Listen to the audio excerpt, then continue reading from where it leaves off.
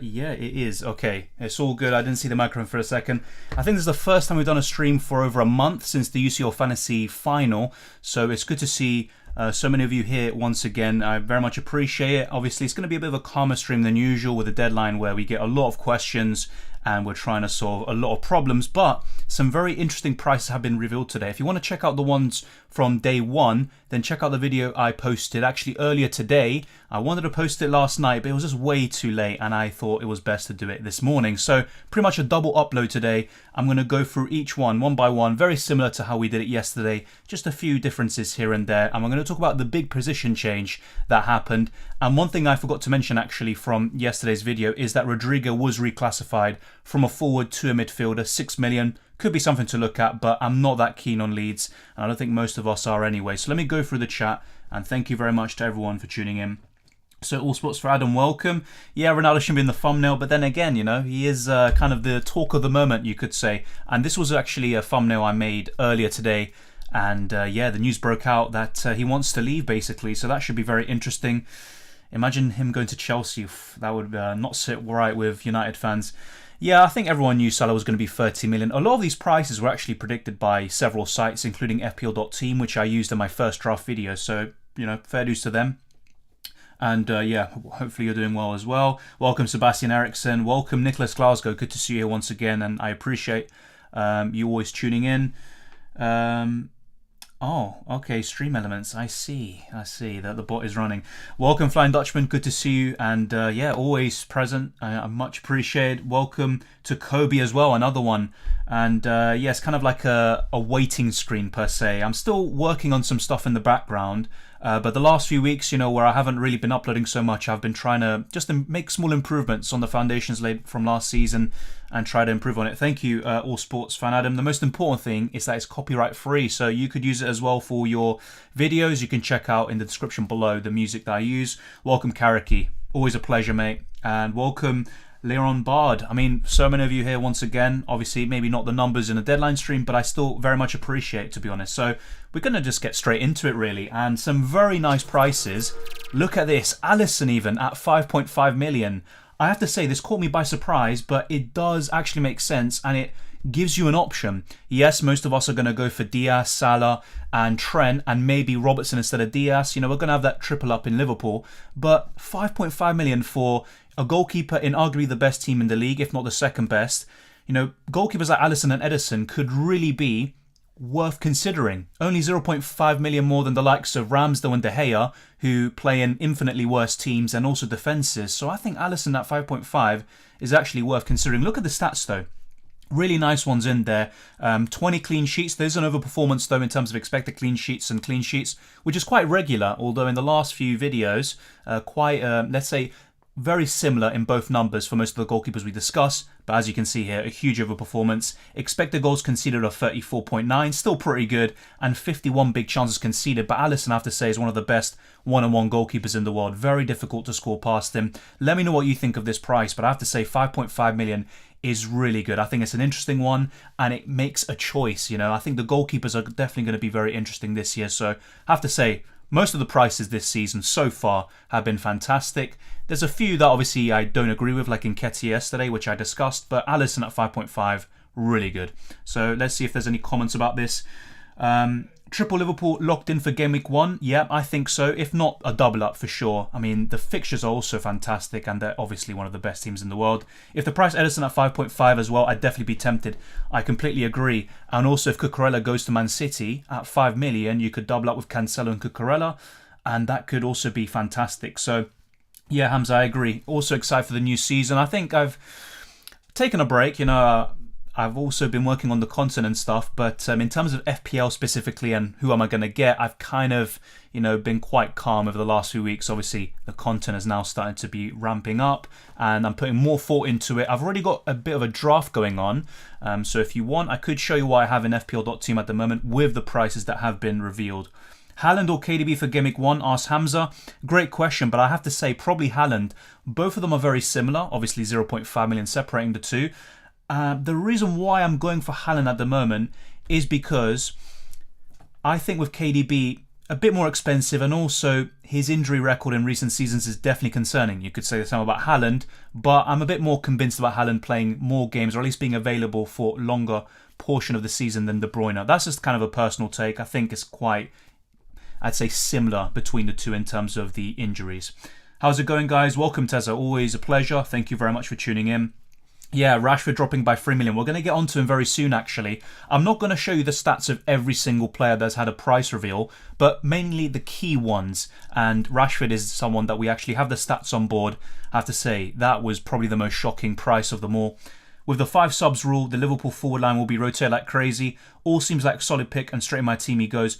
I agree. I think Salah will be the most nailed, but he won't be an absolute, nailed on starter as he has been in the previous seasons. And if that's the case and he misses the odd game more often than not, then for 13 million you could just look elsewhere to someone like Son.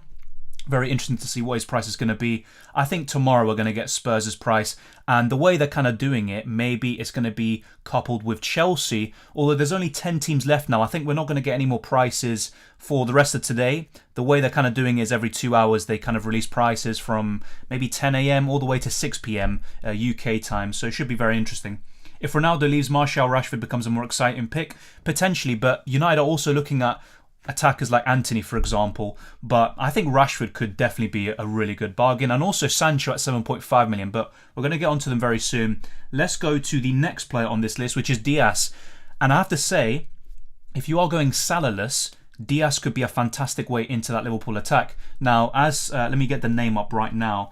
Ditya Sen, as you rightly say, Liverpool could rotate a bit more often, and I agree, but I think in terms of the first choice front three, the way I see it, it's going to be Salah, Diaz and Nunez. I think that is the first choice, and then you have Jota kind of coming in from time to time. And it also depends. Jota could be the main guy in the Cups, especially the FA Cup and Carabao, and Diaz is the main guy for the Champions League and Premier League, but things can change from time to time. But I think Diaz at 8 million is a fantastic price. The main concern with him, as you rightly say, is the rotation and also the lack of minutes. Yes, he might start and get 60, 70 minutes, but not complete the full game because Jota or someone else comes on. So should be very interesting as well. Yeah, I completely agree, Kobe. We're going to get on to Trent actually at the very end when we kind of name the top 3 Liverpool options. And yeah, I think Trent, that was a huge surprise as well. And also probably a mistake in my opinion. As much as it makes Trent affordable, and obviously that's great for FPL teams, it means more people are going to own him and there's less of a decision to make. If he's 8.5 or 9 million, as much as he's worth that price, you also have to think, well, what if I go for Robertson's a bit cheaper, or do I just go for Van Dijk or Matip? It gives you that decision to make. But now I think most people are going to go for Trent, if not Robertson. So most of our defences will probably look very similar. But I'm a bit more, I'd say, content with the prices in the midfield and attack because, yes, they're quite affordable for the most part, but it also gives us so many different options. In the defence, everyone wants to get a Liverpool fullback. Everyone wants to get Cancelo, maybe Chilwell, etc. So let's wait and see how it pans out. But I agree. I think that was probably a mistake on FPL's part. But Luis Diaz, decent stats from last season, but only 13 appearances in the end. I think he will step it up a bit in terms of goal output, but I think the main kind of benefits Diaz brings to the Liverpool team aren't really with the goals and assists. It's his dribbles, the way he opens up space for others, and he's really good in terms of one-on-one against the right back or wherever position he's going to play. So I think Diaz is definitely going to be really, really good. I thought he was going to be 9 or 9.5 million, so I'm a bit surprised at this one as well. Going to be a kind of common theme, really. I'm going to keep on saying that. Next up is Diego Jota at 9 million. He has actually been reclassified from a midfielder to a forward, which makes sense. And I was kind of waiting for a few of these positional changes. Jota is one of them. And I think it makes sense. 9 million though, I don't think I'm going to go near that. He was a great FPL option last season when he actually started, but as you saw from January onwards, as soon as Diaz was signed, and obviously you had Mane in the mix as well, Jota just didn't get enough starts and enough minutes to really make him a viable FPL option, as he was in the first half of the season. If you remember correctly, Robertson was kind of struggling up until Gameweek 13, and the triple up of choice in Liverpool was Salah, Trent and Jota, but things massively changed from that point onwards, and especially from January. So look, really good stats for Jota, but I'd be very surprised, unless he does get a lot of starts and stuff and there might be an injury to someone else in the forward line, I'd be very surprised if he gets as many FPL points this season and as many goals and assists. But let's wait and see. He's a quality player, of course, and it should be a very interesting one. Let's see what else we have, and we've got quite a few comments. Let me try to catch up. They release every fourth team, in order in which they finished in the league, with the exception of Arsenal, so probably Chelsea, West Ham, Newcastle, Southampton, plus one more tomorrow. That's a fair point, actually. The reason why I was kind of saying that is because, on the first day you had Arsenal, Man City first, two of the top six. Then you have, obviously today, Liverpool and Man United, but I think that's probably the way they're doing it. And also, they don't want to show every single top six team just yet. They want one of the top six still on the final day of the kind of price releases and the price reveals. So that's a really good point, Flying Dutchman. Welcome, Matthew Price. Hi, Dylan. Good to be back. My Game Week 1 team is Trent, Chilwell, Cancelo, Johnny, Tomiyasu, Salah, Mount, Neto, Diaz, Martinelli, Haaland, I'm guessing that's Undav, sorry, and Gelhardt. My team is actually quite similar what I have in FPL.team, but let's wait and see what the final prices are. I like most of the ones you kind of mentioned, except for Martinelli. It's a good price for him, but I actually don't think he's going to get that many starts. The rest looks really good. Neto's actually in my FPL.team kind of mini draft, really, but I don't think he's absolutely essential as maybe some people would lead you to believe. Okay, by the way, I've got nothing to do with this. I haven't signed up to any dodgy website. I don't know why I'm getting this, so 1 second. I'm going to deal with this. Really quick, Karaki. Thank you very much, and fantastic work by the mods. Thank you, mate. Let's go through the other questions as well. So Liverpool fan here, spot on that front three, but with Nunez being a proper striker, different than the centre forwards who played over the last couple of years, Salah and Diaz will play a lot wider, which may decrease returns. That's an interesting point as well, actually. And from January onwards, Mane was sometimes playing as that kind of striker, and Salah was being shifted more to the right, which limited, and also you saw a huge regression in his stats from Game Week 19 all the way to 38. So that's actually a good point that I haven't mentioned. So really interesting to see how everything will pan out. But ultimately, Liverpool are an even better team when Salah is playing in a more central position and scoring more goals. Personally, that's the way I think about it. So let's see how Klopp will end up lining up. Nunez will kind of change the whole template for Liverpool as well. They tend to play with all these wingers. Diaz is mainly going to play as the left winger. Obviously, Jota can play on the left and also up front. So, yeah, I completely agree with you as well. Probably Karaki, in terms of rating your teams, I'm probably going to do a video like that. I'm not sure exactly when, but I'm going to wait for the game to actually release first, and then we can use sites such as FPL.team, and we can actually talk about most of these teams in general. If Diaz has worked on his finishing throughout the summer break, I'm totally tempted to go for him instead of Salah. Guess we have to keep a lookout for friendlies. He's a decent finisher, but I agree, he's not the greatest. In that regard, Nunez would be a better finisher, probably Salah, and Jota as well for sure. So yeah, I think Diaz, his main asset is his dribbling. If he does work on his finishing, he's definitely going to be more of a handful than he already is. Hi, Dylan. I hope you've had a nice break. Nice to be back on the FPL trail. Thank you, Keith. Likewise. Hopefully you enjoyed the rest of your summer break. And it's going to be a really interesting summer for sure. And a great season, I think. Hopefully more interesting than next season as well. You're on the wrong stream, jog on. Yeah, I don't know why. I think it's in a lot of FPL streams, actually, from what I've heard from other people. And look, they're back. They're back. You summon them up and they're back. So, yeah, thank you. Karaki, you're literally so quick. By the time I get to the 3 dots, you've already sorted out. Just watching content, not building any drafts till all is revealed. To be honest, Keith, I think that's the way to go. I'm only making drafts to have a good idea and also to see how things evolve and change in my thought process, and also for videos. That's the main reason why I tend to really, settle in on a draft as soon as we get close to Game Week 1. These bots are overtaking YouTube, yeah. At one point, there's going to be more bots than actual people. That's a good point. Yeah, there's so many bots. On the stream. Don't worry, Matthew, don't worry. We're going to sort them out anyway. Most of them pretty much have been sorted out. Thank you to Flying Dutchman and Karaki once again. So let's go on to the next player, actually. We've kind of stolen on Jota for a bit there. Nunez, we spoke about him just now. 9 million forward. Actually, FPL.team, one of the things they really got wrong is they had Nunez at 11 million. I never really understood that. I thought he would be maybe 9 to 10 million. I'm a bit surprised that FPL have actually priced him this low. I don't have any of his stats on screen, as you can see, but I think Nunez is definitely one to watch out for. But when I look at the Liverpool players, the main ones for me are the fullbacks. I'd say Alisson as well, Salah and Diaz. I think Nunez is a wait and see for now. And as much as I like Jota, I'm really concerned about his minutes. So Nunez, really interesting at 9 million, definitely an option. But for now, I just don't think I'm going to go there.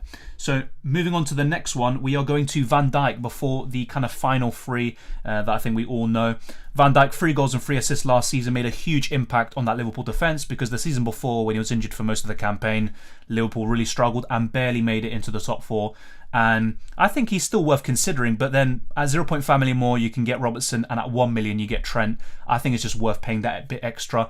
And also, you've got Matip, who's probably going to be 5.5 million. That would be my guess. Then you've got Alisson as well at that price. I think they probably offer a bit more better value than Van Dijk. So, as much as he's still a great option and can get some goals, probably more than Trent and Robertson, I don't think he's going to be in most of our FPL teams. A lot of kind of casual players, they always do this. They kind of look at players like Van Dijk. Yes, he's one of the best centre-backs in the world, if not the best. They put him in their team. Same with Kante midfield. But other than that, those that are quite, I'd say, engaged in FPL, I don't think they're going to go for Van Dijk. And as a result, just go for Robertson and Trent. Speaking of the devil, Trent Alexander-Arnold, I would say is arguably the best FPL option from Liverpool. When you also factor in the price, 7.5 million is an absolute steal. He would have been worth even 9 or 9.5 million in my opinion. 2 goals and 12 assists, the highest scoring FPL defender last season. Let me actually get it up in a second. 208 points. That's what he got in the last campaign. He's an absolute points machine and he should have been priced more. That is just the way I see it. Yes, he's going to be in my team probably, if not Robertson, but this is a bit of a low price in my opinion. Now moving on to Robertson. Yes, he scored fewer points over the course of the whole season, but from Gameweek 13 all the way to the end, Robertson actually scored a significant number of points more than his fellow fullback. And I think it's definitely a nice debate. Only 0.5 million between the two. And this is what I said in my first draft video. Whatever Trent is, worth in the final game, Robertson will be 0.5 million less. And there you go. I think both of them should have been more. I probably would have put Robertson at 8 million probably, or 7.5, and Trent at 8.5 or 9 potentially. That's something they could have done. But Robertson, keep an eye out for him. Most people might go for Trent. Robertson could be the way into Liverpool defence that is more consistent as well. He showed great form in the second half of the season especially. So, yeah, let me know who you're going to go for between Robertson and Trent. Or go for both. Why not at this point? The final player, I think we all know this, is Salah. In terms of the kind of top 3 Liverpool players, I think you could put any of these 3 in order, in any order. And also Diaz. I think they're probably the top 4. In 5th place, actually, I'd probably go for Alisson. Very good price for him this season. But with Salah, we all know how good he is. But there was a significant drop-off ever since he went off to the African Cup of Nations in January and February.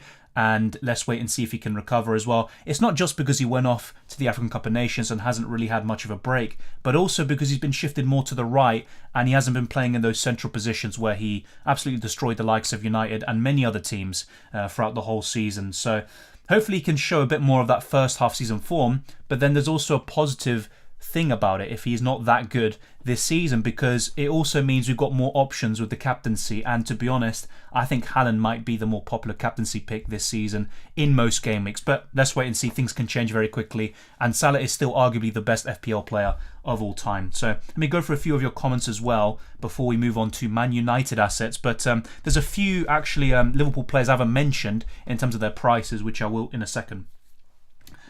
I'm also interested in Matip's price, not released yet, unfortunately. Yeah, I believe he will be 5.5. Even 6 million wouldn't be too bad, to be fair, but 5 million is way too low. I think there's no way he's going to be 5 million. I'd be very surprised if he is. Who do you think will start more often, Konate or Matip? If last season was anything to go by, I think Matip. So Matip will play in the league and Konate will play on all the cups, and that's a really good way for Klopp to alleviate the pressure off Matip, who is very injury prone, and also giving minutes to Konate, who is the future of that Liverpool backline. So that's the way I think it's going to go. I think they're going to continue what they did last season and build from that. And for now, Matip will be the main centre-back in the league. But let's wait and see. It's a really good question that you asked there. Flying Dutchman, mate, will come in at 5 million. I think it's way too it's way too much. It's just not enough, really. 5 million is not worth. I think that's just way too good value, for Matip. And to be fair, there's an argument that, well, if you put Matip at 5 million, then you can actually have a decision to make and go for him instead of Robertson and Trent, which most people are probably going to do at this point. I still think we're in a surprise with rules. Pricing is too cheap in my honest opinion. Lesser budget or picking 16 players, 5 subs could be on the cards. That's actually a really fantastic point. When you say 5 subs, do you include the goalkeeper, or would it be 5 outfield subs and the goalkeeper? I'm guessing it'd be 5 subs. But yeah, that is definitely a possibility. Not something I have really considered, but yeah, some prices do feel too cheap. Reece James is going to be interesting. I agree. He's probably going to be 6 or 6.5 million, and my guess would be 6.5 million, and Chilwell would be 6 million potentially.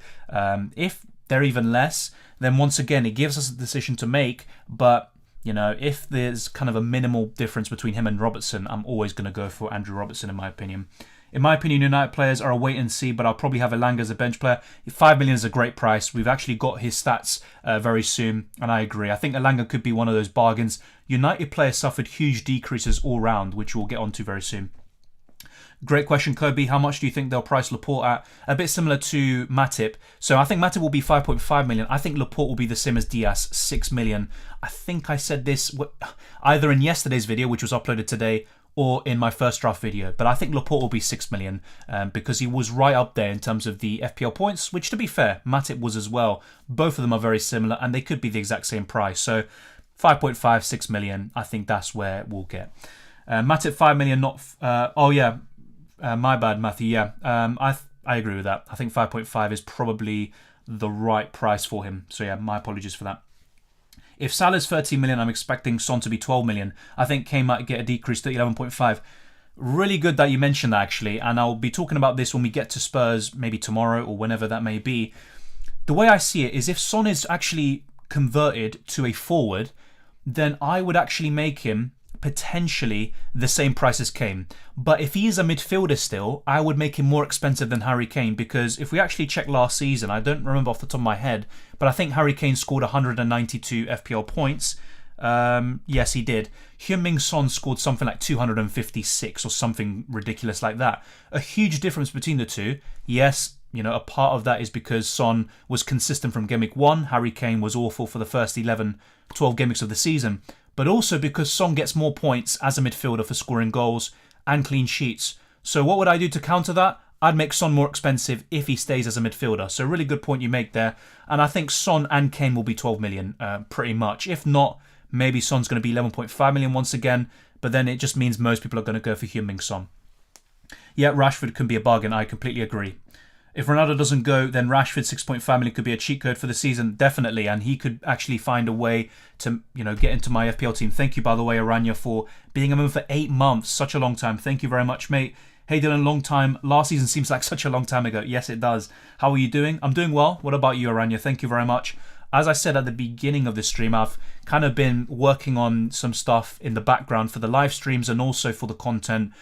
So when I was inactive, really, and just doing F1 videos, I was still kind of working on YouTube and trying to improve things. But I've been kind of busier as well. But, all good. Hopefully you are doing well. Let me know.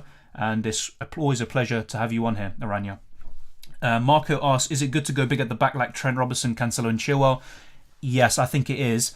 Maybe not, don't go too overboard. Don't go for like 5 big defenders, but I think 3 or 4 could be the sweet spot. And I'll show you an FPL.team draft I have very soon. And then when we get to the FPL launch, there might be a live stream for that. I'm not too sure if there will be. If not, there will be a video and I'll show you my kind of official first draft there. I don't know why, Dylan, but they always make the forwards more expensive than they would if they were in midfield. Yeah, I see what you mean. And Harry Kane versus Son is a great example of that. That's a good point. And it doesn't make sense because forwards get fewer points for scoring goals. I think they should increase the number of points a forward scores and to have it the same maybe as a midfielder. And then defenders can maybe get 6 points or 7 for scoring a goal, and goalkeepers should get like 10 or something if they ever do.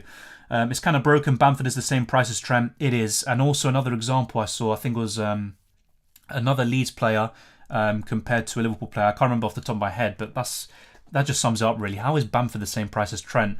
Bamford, is a good, option at 7.5, but Trent should just be way more than that. Let's now move on to Man United. But before we do that, actually, I almost forgot. Let's go through the rest of the Liverpool kind of prices. So Ramsey, 4 million defender.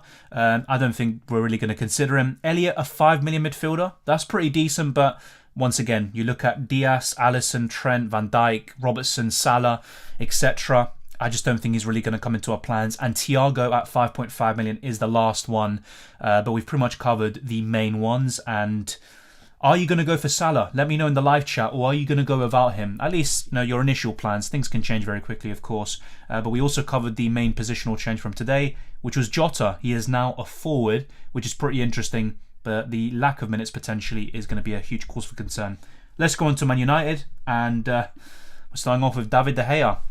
5 million. I think pretty much the way FPL are structuring it is if any keeper's kind of in the top 8, really, from Wolves, Arsenal, maybe even Kasper Schmeichel from Leicester. You've also got maybe Hugo Lloris. All of these kind of goalkeepers would be 5 million. Emi Martinez is another example. Then you've got Alisson and potentially Ederson, who could be 5.5 million goalkeepers. So I think that's the way they're structuring it. It reduces the gap and the disparity between the cheapest goalkeepers and the most expensive ones, and it gives you a real decision to make. And actually, I am considering Alisson in my team. De Gea, not so much. I mean, look at some of these stats, by the way. De Gea, by the way, a great goalkeeper in his prime, one of the best in Premier League history. But 76 big chances conceded. 76. Let me quickly show you once again Alisson's just to kind of compare it to that. And 51. There's a huge difference between the two. I actually thought the difference would be even bigger, but that is absolutely insane. 76 big chances conceded. Oh my God. Expected clean sheets of 9.4. Only 8 clean sheets. 511 shots conceded, 57 goals conceded, and expected goals conceded of 59. So, look, De Gea, great goalkeeper. United could improve next season, especially if they sign players like Lisandro Martinez. But for now, I just don't think I'm going to go anywhere near the United defenders. Speaking of United defenders, we've also got Rafael Varane, one of the best centre-backs in the last few years. He's 5 million, the same goes for others like Luke Shaw and Telles. I don't think I'm going to consider any of those options, to be honest. I think the midfielders and the attackers is where it's at. But as we'll get onto very soon with Ronaldo, he could be on the way, just leaving Man United, which is pretty interesting as well already after one season. But Rafael Varane here, 5 million. I don't really think we should be too interested in these options. But this is one I want to talk about, and it's been mentioned already in the live chat. Elanga at 5 million. I think he started at 4.5 last season. 5 million now. I think that's fair. Completely understandable. 2 goals and 3 assists in 21 games. Not all of them were starts, of course. And not too bad. I think he could have a bigger role this season. Natural progression, and you'll get more minutes as time goes by. But to be honest, I think there are other options, which I think you all know who I'm going to talk about, that for me are the absolute very best United options. And especially in the midfield, some absolute bargains in there. Elanga, one to keep an eye on, but honestly, he's just really he's your option as a 5th choice midfielder. That's pretty much it. I don't think you want to start him most weeks because I don't think he's actually going to start in most Man United games in the Premier League. So let's go through the other questions we have as well. No, we haven't got Richarlison's price because Everton and Spurs, their prices haven't been released yet. We'll probably get them tomorrow. But yeah, no price for Richarlison. Today we got Liverpool, Man United, Wolves, Aston Villa and Fulham. Those are the 5 clubs. Yesterday, check out the video that I posted earlier today. I cover those teams as well. I think it was Arsenal, Man City. I'm trying to remember now. Who else was there? Oh my God, I'm almost forgotten. Oh my God, yeah, I don't think I'm going to get it, am I? Newcastle. I'm going through literally every team in the league. Brentford, that was another one. Brighton. And who was the other one?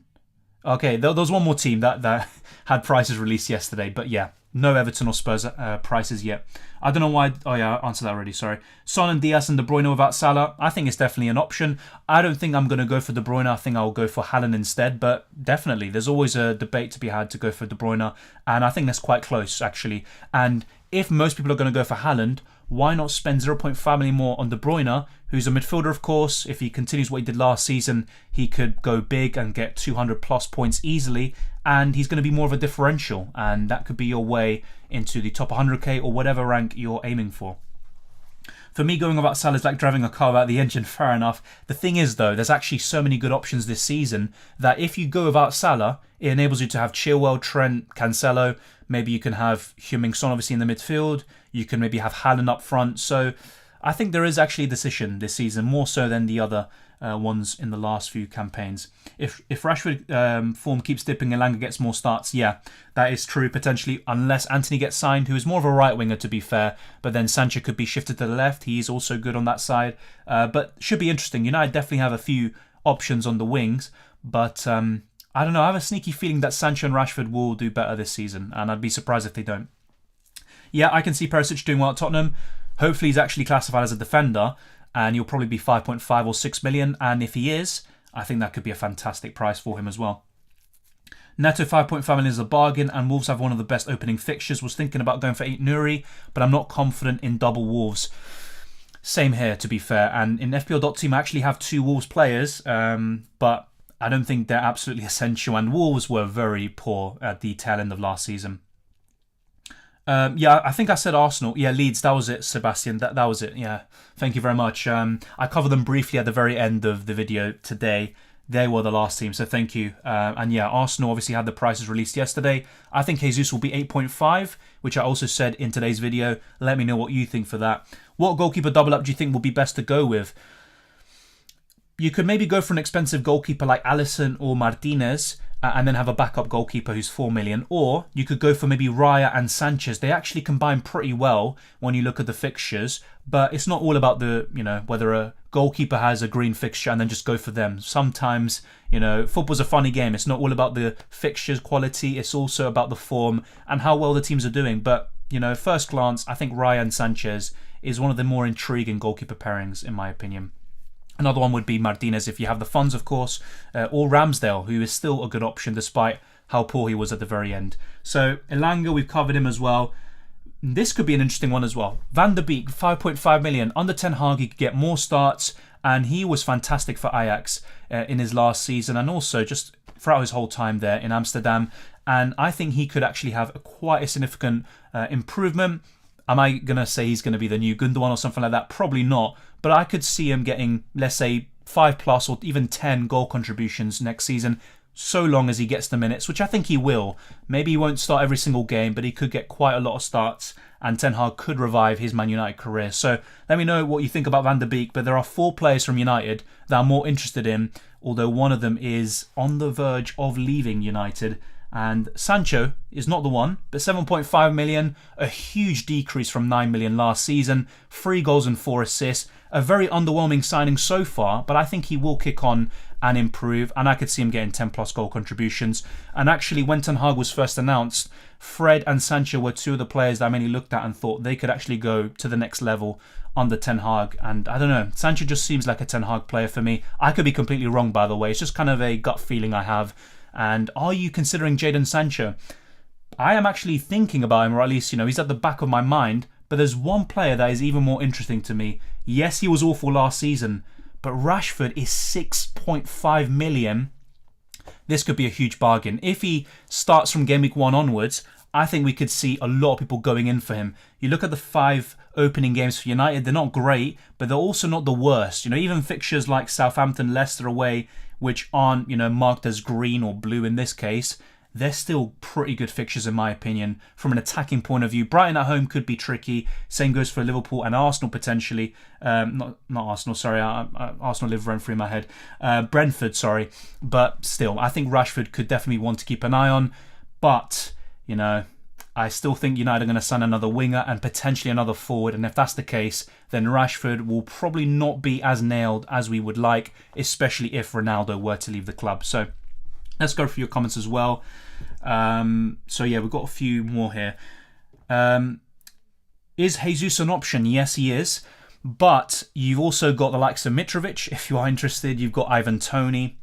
You've got Haaland. You've got Nunez. And a few others. So, look, Jesus is an option. I think he's probably top 3 or top 5 from Arsenal. But he's probably a wait and see for me. And he's not a clinical finisher by any means. But he did get 8 goals and 8 assists last season. And if he does something similar with more minutes, he's going to be the main guy for Arsenal. Then I could see him getting 10+ goals and maybe 7-8 assists. I think that could be a pretty good return. And he will be more than enough in terms of value if he's 8.5 or 9 million, which is where I expect him to be. if you had the choice, would you double up on Chelsea or Spurs? The thing is, in terms of quality between the two teams, I think they're very similar in terms of quality. Chelsea, I think, will sign a few more players and they could now look like probably the third best team in the league and overtake Spurs in that regard. But I think right now it's probably Spurs because you have Heung-min Son and Harry Kane. That's already one player you probably want in your team. And then you can go for someone like Perisic at the back or maybe even Lloris if he's 5 million. So I think probably Spurs at the moment. As for Chelsea, I like Chilwell. I like Reece James. Is there anyone else? I'm trying to think of someone, maybe Mason Mount, but the rest don't really appeal to me too much. And then you compare those options to Son and Kane, and I think there's a clear winner there. So I actually would probably say Spurs. Kulusevski's another one. Very interesting to see what his price is going to be. Because Saka's 8 million, I actually think Kulusevski's going to be 8 to 8.5 million now.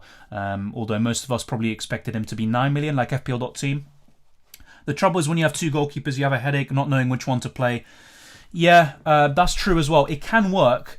And actually, I've had some success in the past with two 4.5 million rotating goalkeepers. But I think, yeah, one 4.5 and one 4 million is enough. I don't think you need to spend too much money or have that headache all the time. Sancho's the only one worth getting. Fair enough. Looks like a really good choice this season. Yeah, I think Sancho might be just above Rashford in the pecking order in terms of the best United assets. I think it's very close, though. And because Rashford's 6.5, which is so cheap, it's very interesting. But yeah, I think Sancho is definitely on course for a much better season this time round. And also with a better manager. I think the best formations for the season will be a 5-4-1, 4-5-1 formation. Yeah, it could be, but I think forwards will be better this season. I think Haaland will easily get, if he stays fit, 190 plus points. Same with Harry Kane, who will probably be good from Gameweek 1 all the way to the end this time. And I think those two will probably get 200 plus points if I had to predict that. So yeah, I think those two formations or 4-4-2. I don't know about 5-3-2. I think 4-4-2 is another one that could be really good. If we see the Rashford of old this season, he could be a serious bargain yet. Same with Sancho, of course, who even just in seasons gone by, he was the only one other than other players like Hazard or Messi to get 10 plus goals and 10 plus assists in the league. So I think Sancho could definitely be good. No, definitely not in H. For me, Maupay might not even be the main starter now. Towards the end of last season, it was Welbeck. And then you also had Undav, who's now come back from loan. He obviously signed in January. And I think he's the best forward that Brighton have. And he's the best finisher for sure. What do you think of Bowen? He's someone that I'm always interested in. And if he's 8 million or 8.5, he's definitely on the consideration. But because he faces Man City in Gameweek 1, I'd probably wait. And to be fair, I mean, it was only, last month? Not even last month. 2 months ago in May, when West Ham played Man City and Bowen got a double-digit return. So look, he can do well against anyone, to be honest. Welcome, Karen. Thank you very much for tuning in. Let's go on now to the final United players, which are going to be Bruno and Ronaldo. 10 million for Bruno. Good price. Obviously, a significant price decrease. He wasn't the same last season, but he still got 10 goals and 7 assists. A poor season by Bruno standards, but still a good one in terms of goal output nonetheless. He definitely wasn't the greatest in terms of the big games and the big moments, and he was disappointing for United players, or for United fans, should I say, but the rest of the team were also pretty shambolic, with the exception of 2 or 3 players. I think Bruno's someone that we could start considering again, but when you have De Bruyne, you've got Heung-min Son, Harry Kane, Salah, and all these other options now in the mix, I think Bruno is lower down the pecking order. 2 seasons ago, it was Salah and Bruno, and then probably Son. Those were the top 3. Bruno's now lower down in the pecking order. And is he actually going to be the main talisman in the midfield? Probably, but I just don't think he's going to be the main centrepiece in FPL. Unless Ronaldo leaves, I think that could actually be good for Bruno Fernandes as an FPL option. I don't know why, but it's kind of just an opinion I have. Whenever I see them play for Portugal together, Bruno's not really the same, and the same goes for Bruno at Man United this season. But let's wait and see, of course, and both quality players. Let's go on now to the man of the moment, Cristiano Ronaldo. Apparently he wants to leave Man United, which, to be honest, you can't really blame him. United are matching his ambition, but only 1 season at the club. I thought he'd actually leave in 2 years, so this would be next season from this stage onwards. He had a pretty impressive campaign, all things considered, playing for a team that finished in 6th place, but could have easily finished 7th, 8th, or even lower without Ronaldo and his goals. In games like against Spurs, he was the main reason why they got the points. 10.5 million, which is pretty much what most of us expected. It'll be interesting to see what Vardy's going to be. Probably a similar price as well. But Cristiano Ronaldo, 10.5 million. A fair price, but he might not even be at Man United next season. Is Bruno and Van der Beek the same position?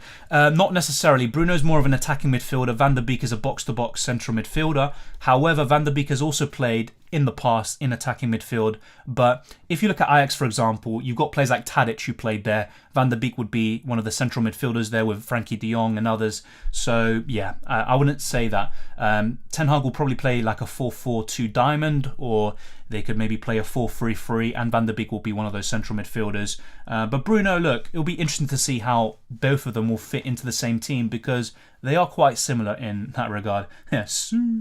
Ronaldo's essential. I disagree, to be honest, and he might not even be at Man United next season. If he does stay, he is still playing for a team that finished 6th last season, and that honestly, I think that they easily could have finished lower. And I just think for 1 million more, you can get Erling Haaland, who plays in a much better team that, in my opinion, is going to score more goals so long as he stays fit. But of course, look, Ronaldo's always going to be an option. If he stays at United, we can consider him, but I just think there's better options elsewhere, especially in terms of the forwards and the premiums. Hopefully the old Bruno comes back under Erik ten Hag. Basically, the old version of nearly every United player needs to come back, basically. And look, Bruno was fantastic. And 2 seasons ago, 3 seasons ago, yes, a lot of people said he was a penalty merchant or whatever. But look, he was a great FPL option, and it would be good to see him once again enter the fold and spice things up a little bit. A bit like Mercedes today in F1. You know, if they can kind of enter the mix with Ferrari and Red Bull. It's exactly the same here. By the way, whenever I see ETH, I always think of Ethereum. So sorry, I don't know why. Jared Bowen is from Leo Minster, which is 10 minutes away from where I live. Wow, it's mad to see a top-class player playing in the Premier League from my area. To be honest, though, there's quality everywhere, in all parts of the country and all parts of the world, really. And Bowen is a really good player. I was very surprised by what he did last season. Probably one of the biggest surprises in the 2021-22 campaign. Welcome, Hosper. Yep, it's been a long time, but this is fun as well. It's been fun. Yeah, what a great qualifying it was today at Silverstone. Love it when there's rain. It shows the class of the drivers. I agree. For example, Alonso, one of the best drivers of all time. And when rain is introduced, it kind of levels the playing field a little bit, and it reduces the gaps between, the top teams, Ferrari and Red Bull, and the rest of the pack. So I agree. The rain definitely is interesting. But tomorrow, probably it's going to be dry, but you never know in England. The weather's a bit awful. All right, yeah, bye-bye. Yeah, trust me, I'm not involved in all this, okay? I promise you. So let me know what you think of Ronaldo. Is he going to stay at Man United? I might just put a poll out right now. The first poll of the next season. Oh, my God. You do not give up, do you? Wait, what? They just found a way... Wait, that makes no sense, by the way. Let's see.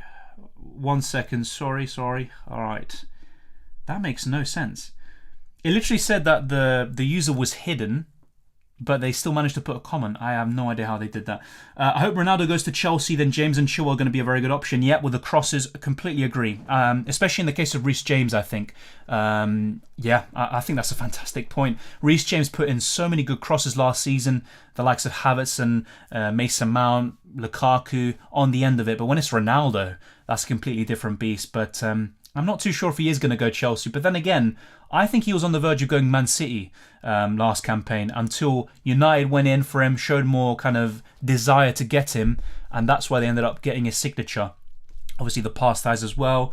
But I think Ronaldo was on the verge of joining Man City last campaign.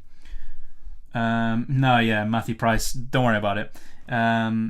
It's fine, don't worry. Basically, whenever I see them, I try to block them or whatever, but others beat me to it, like Kariki, yourself, and the Flying Dutchman. Yeah, real decision to be made between Diaz and Robertson, and then between Robertson and Cancelo. Fantastic point, and I completely agree.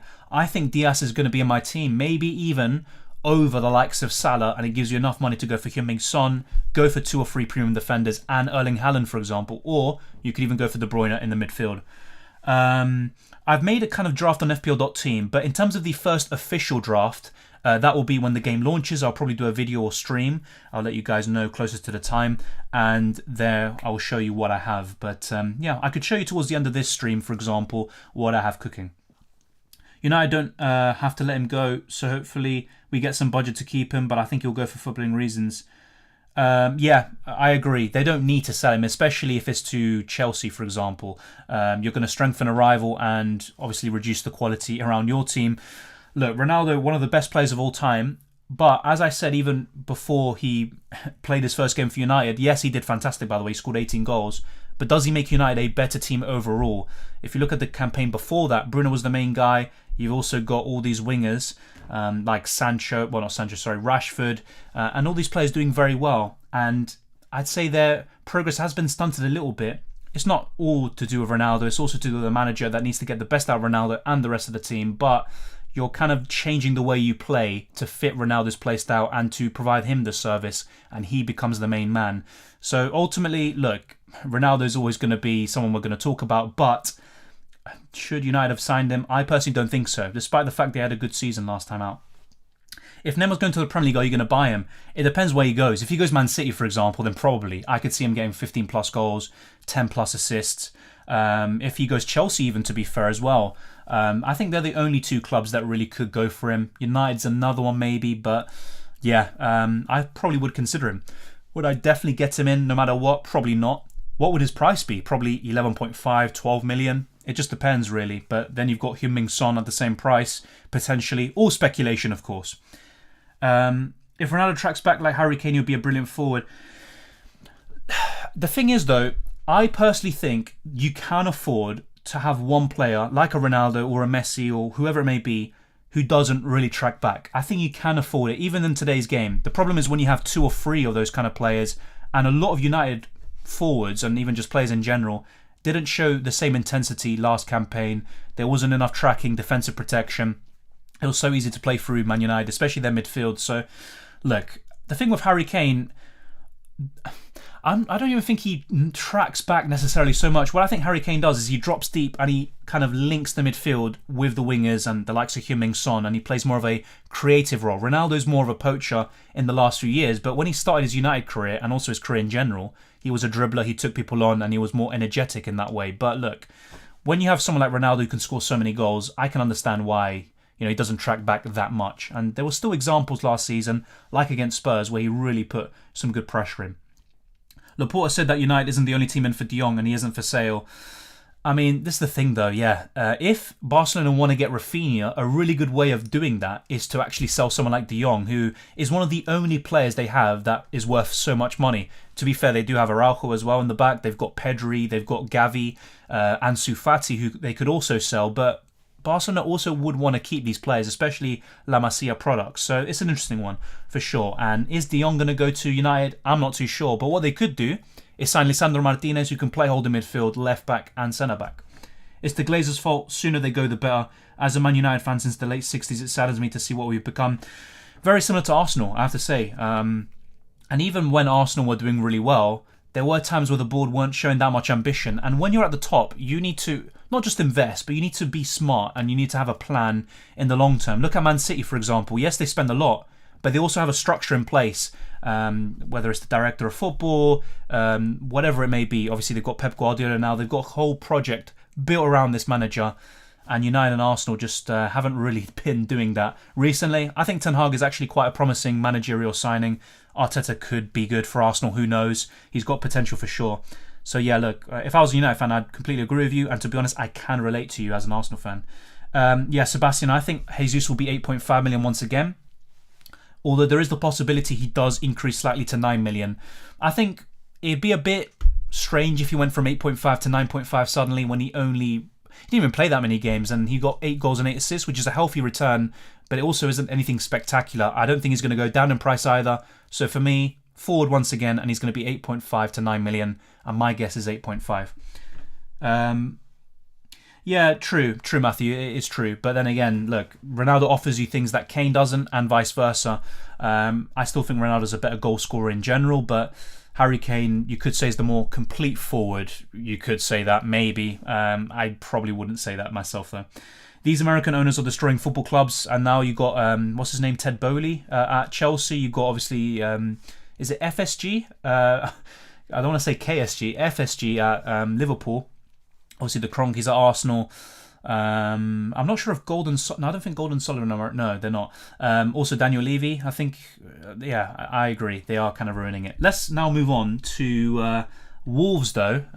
It's been fun talking to all of you as well, though. Don't worry, we're not ending just yet.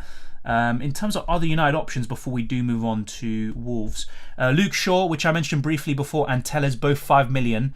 I probably wouldn't consider them right now. They could be rotating from time to time. And then you've got Fred at 5.5 million. So pretty much the main Man United assets we have covered. Now we're going to show you 5 Wolves players and then 5 Villa. And then maybe I think, Fulham's going to be a bit different the way we're going to structure it. But yeah, for Wolves and Aston Villa, I'm going to show you 5 players pretty much on screen and then talk about the rest very briefly, just as I did for Man United right now. Raul Jimenez, 7 million. I have to say that's probably a fair price. He easily could have been 6.5, by the way, with the season he had. 6 goals, 5 assists in 34 appearances. Dismal. And also, 2 red cards against Leeds, if you remember, in Gameweek 30. Fantastic. Thank you very much, Jimenez. And also against Man City, which was a very bizarre red card to get in the first place. Even the underlying numbers were pretty average, considering the fact that Jimenez was 7.5 million. And, by his standards, it was a very poor season. But I have to say, I don't think he's the same player as he was before his injury. Unfortunately, hopefully, he can get back to that level because he was a quality player, a great FPL asset as well, and he's someone to consider for sure. I think he's probably one of the better Wolves options, but honestly, apart from one midfielder that we're going to talk about very soon, I probably wouldn't consider any Wolves attacker, really. The defenders and the goalkeeper is what you mainly want to look at. Connor Cody, 5 million. That's pretty much what we expected as well. I'm not surprised at all. He was a decent option last season. He actually scored more goals. 4 goals, only one behind Gabriel, who was the highest scoring defender in the Premier League last season. So Cody, pretty interesting stuff there. And I could see him getting, once again, 3 goals maybe next season. And I think he can get plenty of clean sheets. I'm not sure exactly how many clean sheets he took. I think it says it here. No, it doesn't. But look, I could see him getting 10 plus clean sheets. However, Wolves ended the season so poorly that I think it's going to put a lot of us off these Wolves assets, especially the defenders. And then you have a few others like Johnny, who you can see right now, who's 4.5 million. He could be the one to go for. But then you've also got players like Aït-Nouri, who's going to play on the left. Johnny can play as a right wing back as well, to be fair. And Semedo hasn't really been that good since joining Wolves. So let's wait and see how Wolves line up. Will Johnny be a starter? And if so, is it going to be on the left or on the right? I think actually both of his goals, if I'm not mistaken, came from the right-hand side. And I think one of them came against Leeds in Gameweek 30. But I think in terms of the Wolves options right now, the defenders, I think Johnny would be first. You could say Aït-Nouri as well, and also Cody. Those are my top 3. Not sure exactly how to rank them at the moment, but Johnny's definitely right up there, and he's going to be a bit of a popular option maybe. Could even be 10% owned. Who knows at this point. Then we've got Jose Sarr, who was one of the best goalkeepers last season. Kind of, let's say, halted a bit. He could have easily had, been the highest scoring goalkeeper last season if they didn't end the season so poorly. The same goes for Ramsdale at Arsenal.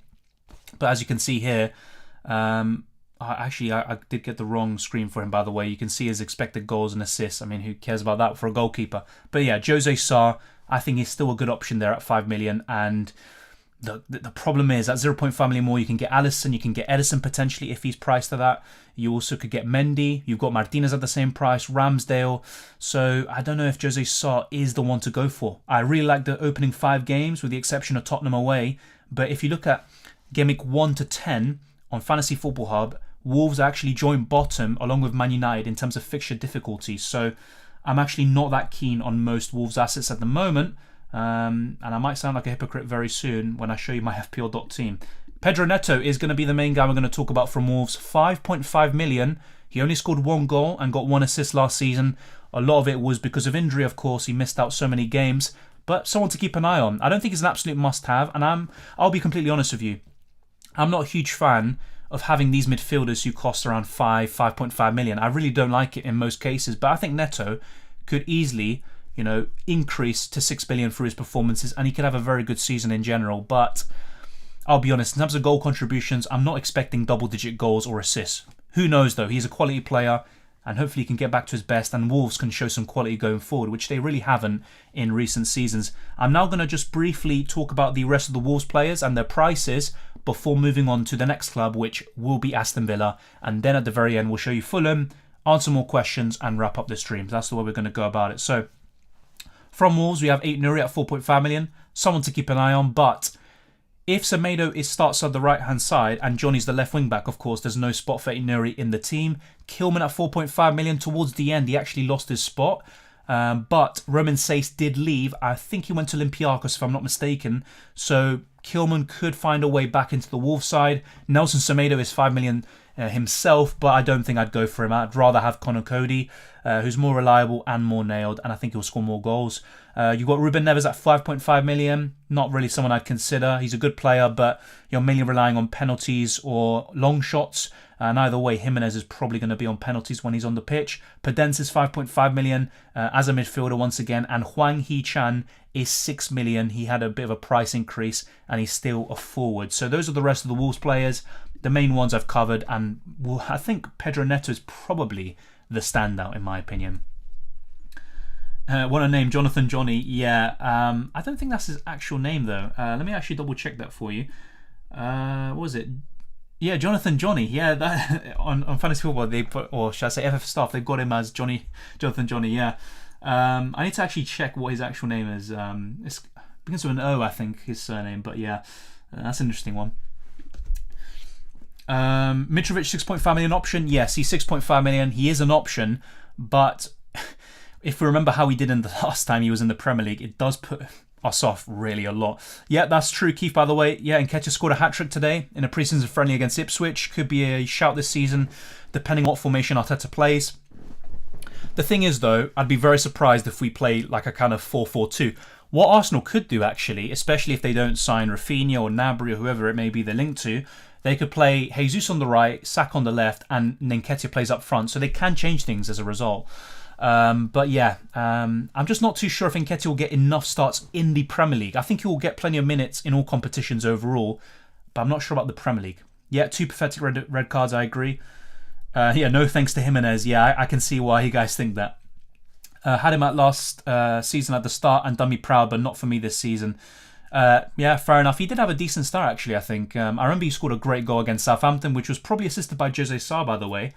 Neto, Johnny in defence, 4.5 million. Yeah, they're the two that I have in my FPL.team draft at the moment, but would I recommend the double or triple up in Wolves? Probably not. Only one option in Wolves, and that's... Oh, Jesus, voice crack. What's happening?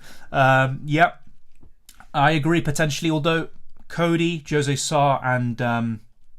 almost forget here, Nuri and Johnny, they're pretty decent as well, but yeah, I think in terms of attackers, Neto is the only one to consider.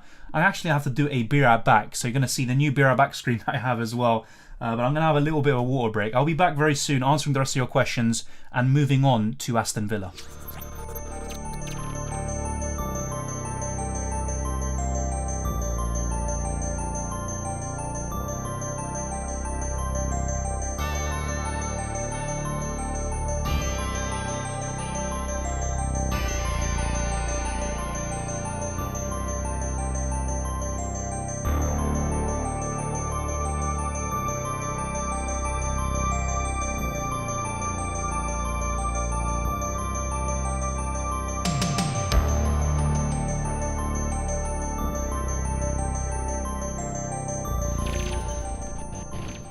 This is a bit of a sneak peek at my FPL.team draft at the moment, but things will change a lot once the official game releases, and that will be my official draft. It will be an FPL has launched video or stream. Let me know what you think of this, but of course it's very rough, and you can see 3 Brighton players. I'm like, what are you doing, Dylan? But in my opinion, Cucurella will go to Man City, and he could be that kind of second Man City defender, potentially, but I probably am spending a bit too much money on my defence, and there's a few other things I could do.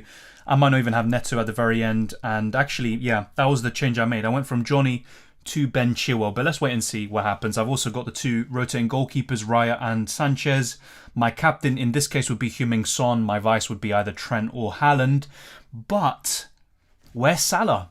I might go for him, I might not. That's going to be a huge dilemma. I still think he's going to do really well, and in Game Week 1 especially, he has a fantastic record.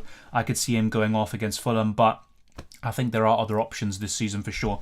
Let's go back now to the Aston Villa players, but before we do that, if you haven't already, smash the like button and subscribe if you're new. We're trying to get to 15,000 subscribers, so any subscription is massively appreciated, and let's get this stream to 150 likes. That would definitely be much appreciated. And also, you can become a Patreon or channel member. Check the links in the description below, and you can easily find them, and you can support the channel even further. But thank you very much to everyone who's already doing so. It's much appreciated. Let's now move on to Aston Villa. Yeah. So here we go. We got Ollie Watkins first up, 7.5 million. I think if he decreased to 7 million or 6.5, I think he'd genuinely be a really good option, or at least he'd be more considered, more heavily considered. But Watkins is a bit of a troll. I personally don't think I'm going to even consider him, really. He's someone to have at the back of my mind. A lot of these players are. That I just can't really bring myself to have Ollie Watkins in my team. A bit of a rough start, you could say, a bit of a mixed one. Some tough fixtures in there, like West Ham, Arsenal, even Crystal Palace away could be tough. Good underlying numbers, not bad goal output, but honestly, with Ollie Watkins, I just don't think I'm going to go there. And in terms of the top 3 Aston Villa options, I don't think he makes the cut personally. We've also got Luca Dean here at 5 million. And he actually had a really good end to the season, and he finally got me some points in Gameweek 37 on my free hit. So thank you, Luca Dean. Normally, he's an absolute troll for me. 4 assists in 29 appearances, and he was awful for Everton at the very end, but joined Villa in January, and he had a pretty decent start to his life in Aston Villa. But ultimately, Luca Dean, I think it's quite tough in terms of choosing between him and Cash. I remember making the mistake of going for Dean instead of Cash heading into Gameweek 28, and then the rest is history. We'll know how good Cash did. But from that point onwards, Luca Dean actually outperformed him. So it's still a very good choice between the two, and I think it's very, very close. Both of them 5 million. And there's also going to be another defensive option from Aston Villa, apart from Diego Carlos, that is also worth considering. I wouldn't double up or triple up on Villa, especially defensively. But Matty Cash, 4 goals and 3 assists, a really healthy return. And it was actually up there in terms of FPL points. But it's still a tricky decision, I think, between him and Dean. I think the Frenchman will get more assists, but Cash will score more goals, which is pretty much what happened last season as well. I think it will be a continuation of that this time. Coutinho, 7 million, good price. I think it's fair. 5 goals, 3 assists in 19 games. His first few matches actually were fantastic. He was doing really well. Everyone was getting him in. Gameweek 28, great performances by him. But 7 million for Coutinho, I think I'd rather go for Saka at 8, Diaz at 8, maybe Maddison, whether he's 7 or 7.5 million. You've got Mason Mount, who's going to probably be 8 million. I think those players offer better value. You've got Phil Foden as well at 8 million, you can't forget. Even Mahrez, maybe Grealish. So Coutinho, want to keep an eye on, but I don't know if I'm actually going to go for him. He's probably 2nd or 3rd in terms of the best Villa assets. Good price, but I think there are better choices elsewhere. And finally, in my opinion, the best Aston Villa option, you could call me biased, is Emi Martinez, one of the best goalkeepers in the league and also the world, you could argue. And 11 clean sheets, not as good as he was the season before, where he was one of the best goalkeepers in FPL history. But I think at 5 million it's a good price, and it's what I was hoping for. A decrease from 5.5 to 5 million, and I think he offers really good value. He's potentially just as good as Ramsdale, if not even better, despite playing in a worse defence. But let me know what you think of the Aston Villa players. Who do you have your eye on? I'm going to go for a few questions before rounding up the rest of the Aston Villa players that we aren't going to show on screen. Yeah, Matthew, I had a little bit of a water break. It was mad. I mean, it came out of nowhere though. But yeah, I definitely needed a water break. So let's see, we actually missed quite a few. Chico says, I made a draft. Let me know what your draft is, but obviously the main thing is when the game is released, and then we can really make an official draft. Johnny or Ait Nuri, who would be more nailed in the squad? Don't really watch Wolves. The thing is, towards the end of last season, Johnny was very nailed, and Ait Nuri, I'd say, was a bit less. Now, a Wolves fan, or anyone who watches Wolves more regularly than I do, could correct me on that. But the reason why I say that is because Johnny can also play as a right wing back, as opposed to Ait Nuri, who can only play on the left hand side. So it could be a case of Ait Nuri and Johnny starting on both sides, or if Ait Nuri's benched, Johnny plays on the left and Semedo plays as the right wing back. So in my opinion, it is Johnny. Where did Marcel go? I'll be honest, I'm not too sure. I need to double check that. But either way, Marcel is not someone I would consider in FPL either way. Yeah, Marcel left to Lyon. Didn't he come from there actually? Unless I'm getting him confused with another Brazilian. Lyon tend to have quite a few Brazilian centre-backs. I'll be happy with 12 goal contributions from Neto. I mean, that would be a good return for a 5.5 million midfielder. A bit similar to kind of Smith Rowe last season with 10 goals and 2 assists. Hwang is I think he's a forward. I think he's a forward. I'll double check that, but I'm pretty sure Hwang is a forward. Thank you, Matthew. Much appreciated. There's still a bit of work to be done. I'm trying to make some more improvements, but yeah, I spent a lot of time over the summer trying to just improve things, basically. Thank you, Karaki. It's a decent team, obviously, just a rough draft anyway, and we might get some more prices, obviously, tomorrow and also on Monday, and that could change some things as well. Raya will never not keep a clean sheet. Will never not keep a clean sheet. So he is going to keep a clean sheet. Is that what you're saying? Davis, he'll get a lot of save points. Yeah, fair enough. I mean, look, there's quite a lot of goalkeepers to choose from this season, I think. Yeah. Salah week 1. Yes. Salah, yeah, I can see why. I mean, look, he's such a great option, especially in Game Week 1 in the last few campaigns. Sorry, Dylan, but I can't see you going about Salah. That's the thing. I think I probably will end up having him in, probably. But I'm still considering the possibility of going without him. Can't see myself going without Salah. It does leave a lot of funds to spread across the team, though.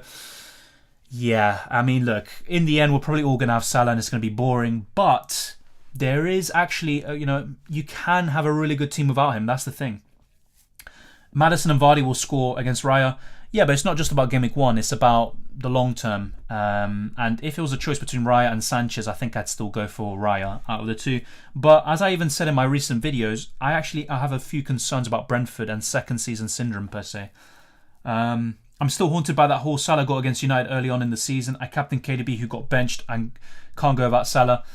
Yeah, but to be fair though, especially in this calendar year and since February especially, Salah wasn't that great. He was good, but nowhere near what he showed in the first half of the campaign. But yeah, Salah can definitely burn you for sure. Cash, yeah, Cash is a good one. Better Cash than Martinez, fair enough. I think that's a good point.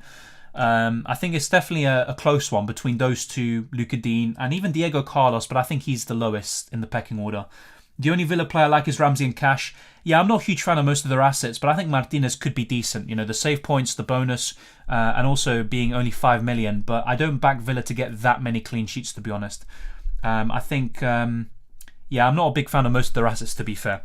I've never done a draft without Salah, as over the past 5 seasons he scored over 20 goals, being Golden Boot winner. Yeah, look, of course, we all know how good Salah is, and I think he will end up being in my team, but I am also considering the possibility of going without him. And maybe at the very end, I'll kind of experiment a bit more in FPL.team and show you why at the moment I don't have him, but it's literally just FPL.team. It's not the official game. This season, FPL have put a lot of top keepers around the 5.5 million price. Exactly. And I actually like that because it gives you a decision to make. You can go for Alisson. Yes, it wastes, you could say, or spends a precious Liverpool spot, but you could also get a Liverpool, a guaranteed Liverpool star every single game week who's probably going to get 15 plus clean sheets. I could probably see 17 plus, and Alisson, is your way into that defence, and you can go for him instead of Robertson or Trent. So I actually like that, to be honest. Let's now move on.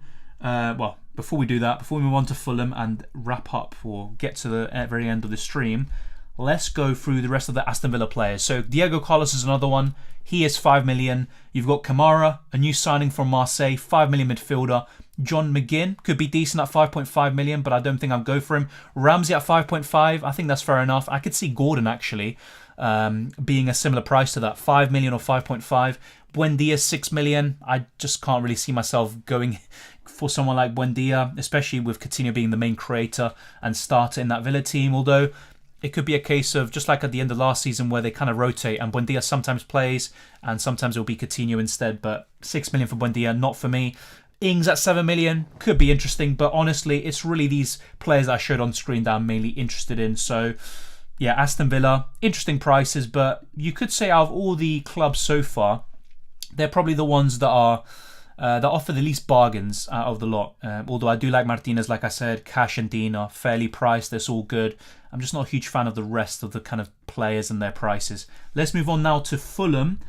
This should be an interesting one as well. So this is what we got. These are the kind of the rest of them. So we've got Rodak there at 4.5 million. We've got Ream, 4.5. Tete as well, who used to play for Lyon. Tosin. Kearney, 5 million. I remember a lot of us were talking about him 2 seasons ago when Fulham were in the Premier League. Cavallero at 5 million. I think he scored against Tottenham 2 seasons ago. That's where I remember him from. Cabona, 5.5 million. And Muniz at 5.5 million. But to be honest, is there anyone from here that I'd really consider? Maybe Tete and Cavallero, but I'm just not a huge fan of these Fulham assets, and I think most of you will probably be of the same opinion. And there's 2 actually from Fulham. And I'll talk about their stats a bit more when we get to them. There's 2 Fulham players that I'd keep an eye on, and that could be very good value for money. But the rest, I just wouldn't consider, and I definitely wouldn't double or triple up on Fulham unless they, became the revelation of the season. Let's see what else. This season, I just mentioned that. First draft, Salah, Steele, Trent, Robertson, Doherty, Johnny, Salah, Saka, Rashford, Neto, Kulusevski, Haaland, Tomiyasu, Undav, and Greenwood. What's your thoughts on this? I'm guessing that's the Greenwood from Leeds. That's pretty good. I'd be a bit concerned about double Wolves defence. Like I said before, from Gameweek 1 to 10, Wolves are actually joint bottom with Man United in the fixture ticker. And also Doherty. Spurs are heavily interested in Jed Spence, and if they do sign him, I could see rotation between Jed Spence and Doherty. I don't know what's going to happen with Emerson as a result, but that would be a bit of a concern. The rest, though, looks really good. I like Rashford there as a punt. I like Salah, Saka, of course, Neto, Kulusevski even. It's a really good midfield. But, of course, keep an eye on the Rashford situation. He might not even start. But the main concerns I have, really, are double Wolves defence and also having Doherty. The rest is very good, though, of course. I'm thinking it's better to have Alisson at 5.5 than going for Trent, who's very expensive. The thing is, though, Trent offers you a guarantee almost of 180 plus points every season, and he gets those attacking returns, the bonus points.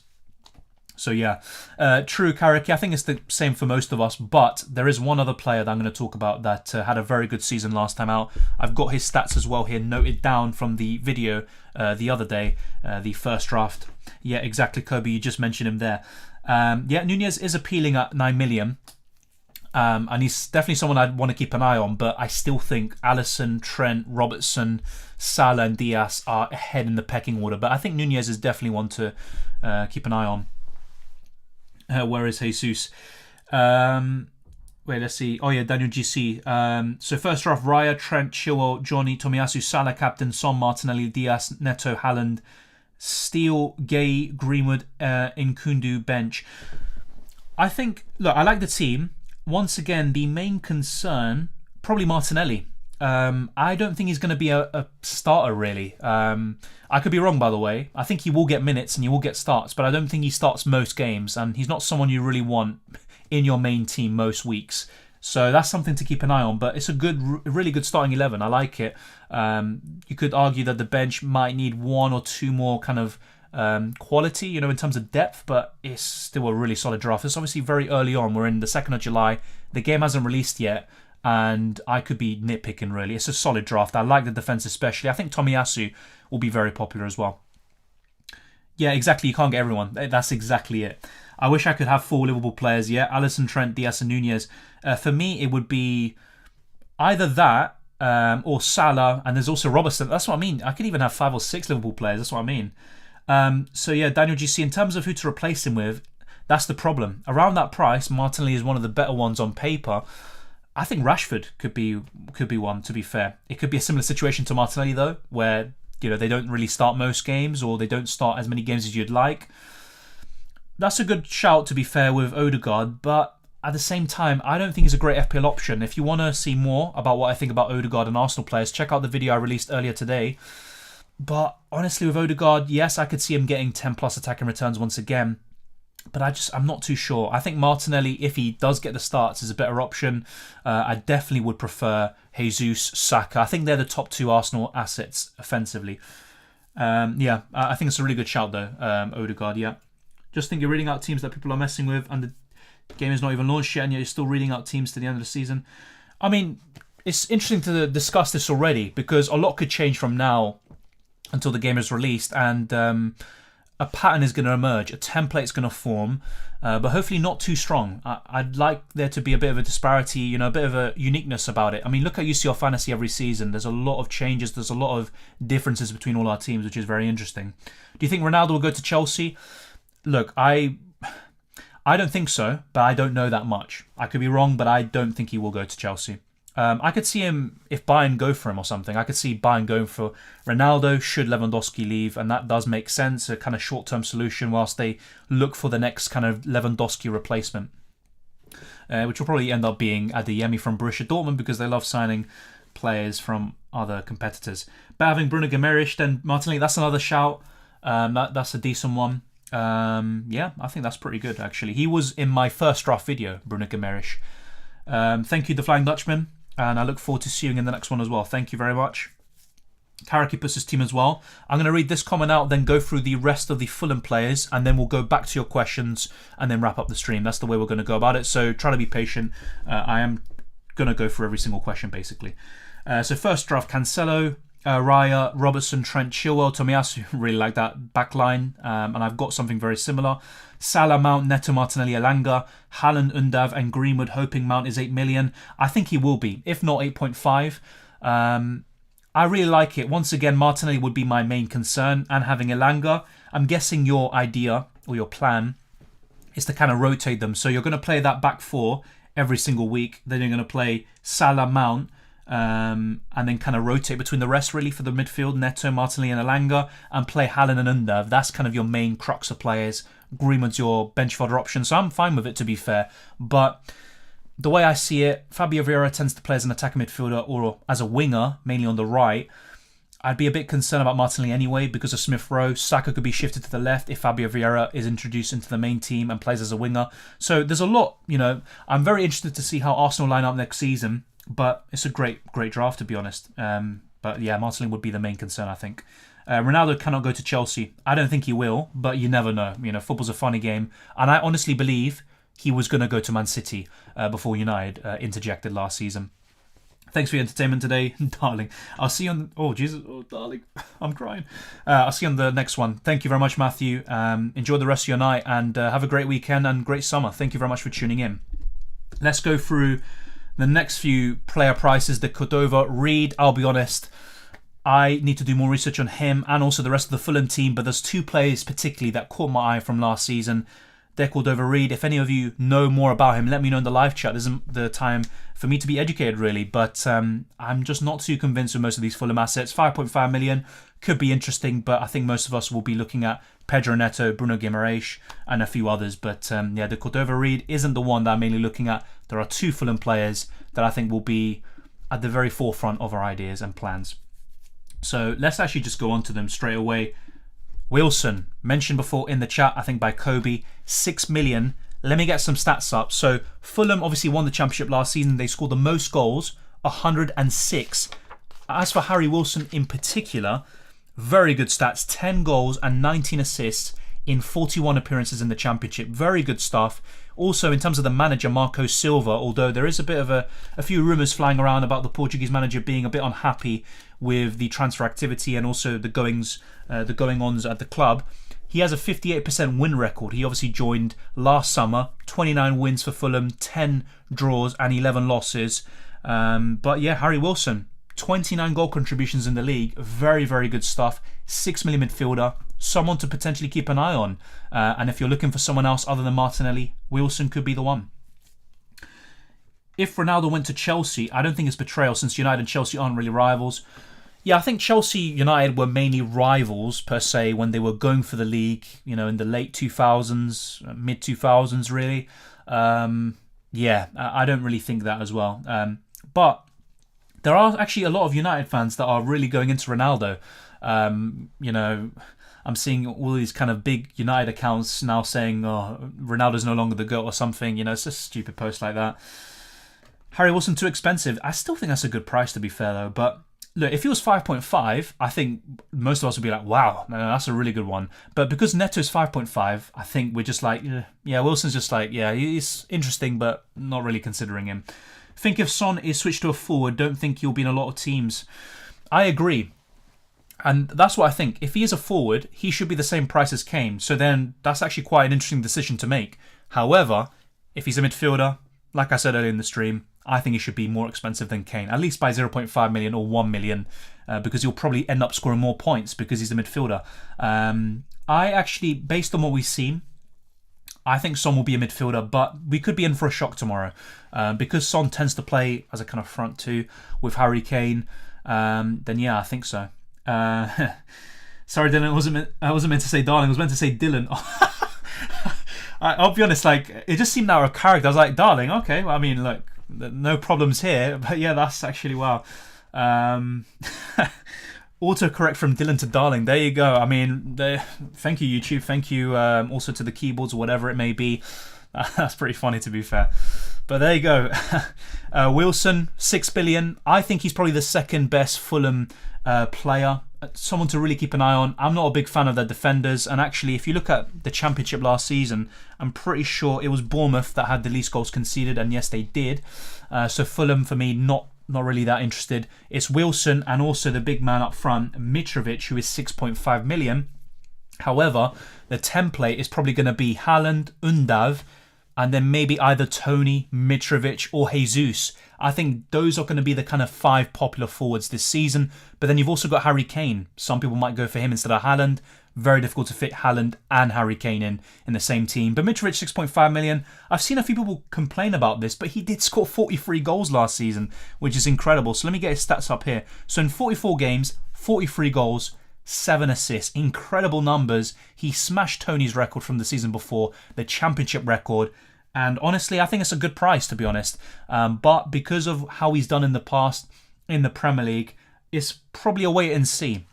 And also, Fulham's fixtures they don't really fill me with confidence. So let me actually check their fixtures in a second. Let me try and get it up for you as well. I could even bring it on screen. But yeah, as for Fulham, I'm just not too convinced at the moment. Let's actually show you from Gameweeks 1 to 10. I like using that kind of metric. Yeah, Fulham are right down there actually in the bottom 4. Only Crystal Palace, Wolves and United have a worse fixture difficulty rating from Gameweeks 1 to 10. So let me bring that on screen actually. So 1 second here. This is the right one. There you go, chap. So things would change. I think I'll probably change the Gameweek 1 to 10 to maybe Gameweek 1 to 5. See how things change there. But Liverpool at home to start the season, I just probably won't go for any Fulham assets to start the season there. Wolves away, still not the easiest game, I'd say. Brentford at home, Arsenal away, Brighton at home, Tottenham away, Chelsea at home. That is an awful start. That is absolutely awful. But then things get better. Nottingham Forest, Newcastle and West Ham. But they're still pretty tough games. There's no easy game in the Premier League, don't get me wrong. But the opening 6-7 games are pretty shambolic, to be honest. So yeah, with Fulham, I don't think we need to cover them in too much detail. I probably wouldn't recommend the likes of Mitrovic and Wilson too much. But if you were to go for any Fulham assets, they're the 2 that I'd mainly recommend. So that's it. We've covered every single price reveal today. The main price, or should I say positional changes, which was Jota from a midfielder to a forward. Yeah, I think he is a shout, Christian, but let's wait and see what his price is. I think it will be 6 million probably. If he's 5.5, definitely one worth considering as well. I think this time Mitrovic might do something. Yeah, true, Karaki, a new manager as well. I think he will do better. I think he'll get maybe 10 goals in the Premier League or a bit more.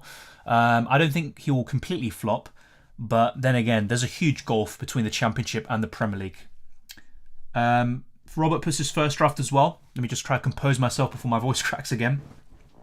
So Alisson, Trent, Kilman, Cancelo, Diaz, Saka, Mount, Son, Kulusevski, Jesus, Haaland, bench, Greenwood, Steele, Undav, Gay and Martinelli. I'm seeing a lot of people have Greenwood actually, which is interesting. I've gone for something quite different, which I'll show you in a second once again. I like the team. Just be careful about Kilman. Oh my god, my voice is cracking again. Might have to take another break. So yeah, Kilman... Saiss did leave Wolves. I think, yeah, Saiss and Marcel left. So Kilman could be back in the Wolves side. So that's decent, to be fair. Just keep an eye on that situation. I really like the team overall. Haaland, Jesus, really strong forward line. You've also got Undav. I really like that. Gay's a good kind of backup defender. You've got Cancelo, Trent. That really good. I like Alisson. I think he's actually going to be more popular this season. Saka, Mount, Diaz, Son, Kulusevski. That is a fantastic midfield, to be honest. Yeah, Martinelli is on your bench, to be fair. I like that. I actually really like that team. It's not going to be perfect. I'd have a few concerns about some players, especially Kilman. Kulusevski could be another one. Will Richarlison get some minutes off him, although he's mainly a left wing and striker? Who knows, but I really like that team as well. A lot of good teams in this chat today. Solanke hasn't been mentioned. I actually talked about him in my first draft video, I believe. And actually, if you want to talk about him, he got 29 goals and 7 assists in 46 games last season. And he would be the main Bournemouth attacker that I'd recommend. But We'll talk more about him when we get to Bournemouth and when their prices are released, basically. That's the way we're going about it. Yeah, same here, Karaki. But looking at the main championship players, the kind of top 4 that I've highlighted are Harry Wilson, Brennan Johnson from Nottingham Forest, Mitrovic, and Solanke. They're the main ones. And yeah, I think they're going to be pretty interesting. Then you've got the defenders and the goalkeepers as well to consider. But I think those are the top 4 attacking options from the newly promoted sides. Solanke is alive and kicking. He'll do a job. Potentially. You never know, though. There is a huge gulf, as I always say, between the Championship and Premier League. But he could kick on. I could see him having a good season, potentially. But I want to do more research and see more of what Solanke's been doing in the last season or two before, really committing to someone like him, who is going to be a risk, ultimately, in my opinion. So we've covered every kind of price reveal from today. Which players are you really considering right now? Is it Rashford? Is it Mitrovic? Are you just going to go for the same old Salah? And which triple up in Liverpool are you looking at? Is it going to be Alisson? Are you going to go for Trent, Robertson, Diaz, Salah, Nunez? Just tell me. I want to see your thoughts as well. It's been a very enjoyable stream. I'm going to try to go through some final few questions before wrapping up. I'm probably going to take another break so you can see the new kind of screens we've got here on the channel as well. But I definitely need that water break, I have to say. So get your questions in. I'll prepare myself and we'll get back to your questions before wrapping up the stream. Thank you very much for tuning in. And as I always say, be sure to smash the like button and subscribe if you're new. Let's get this video to 150 likes and let's get closer to 15,000 subscribers. So let's take a little break. I'll be right back.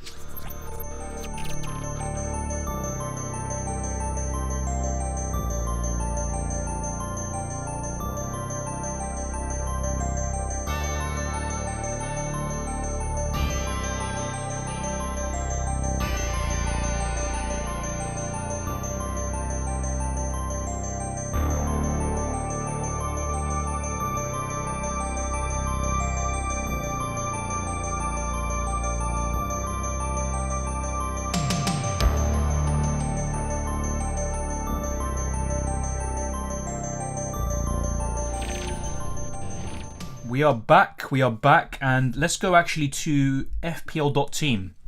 And this is the kind of draft I have at the moment. You can compare it to what you have. We can discuss things, but remember, it's all just kind of an initial draft on FPL.team, who do have the prices updated based on what we've gotten today.